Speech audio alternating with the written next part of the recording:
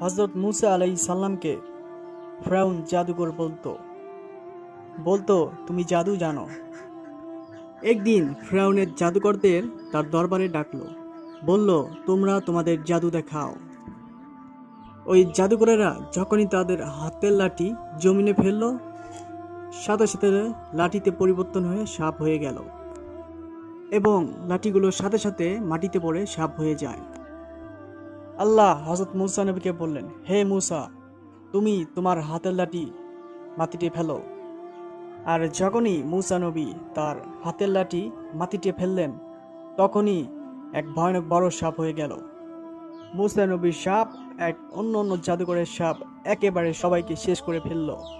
এই দৃশ্য দেখে সব জাদুকরেরা মুসা নবীর প্রতি ঈমান এনে ফেলল এবং সঙ্গে সঙ্গে যারা সৈন্যরা ছিল সেনাবাহিনী, তারাও মুসা নবীর উপর ঈমান এনে ফেলল।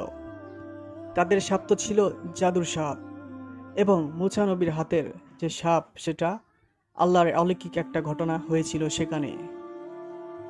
সুবহানাল্লাহ। আল্লাহ পাক তাআলা এই অলৌকিক ঘটনা সবাইকে জানার তৌফিক দান করুক। তার জন্য ভিডিওটি লাইক দিয়ে এবং শেয়ার দিয়ে সবাইকে দেখার সুযোগ করে দিবেন। আমাদের ইসলামিক চ্যানেলটি সাবস্ক্রাইব করে পাশেই থাকবেন। আল্লাহ হাফেজ।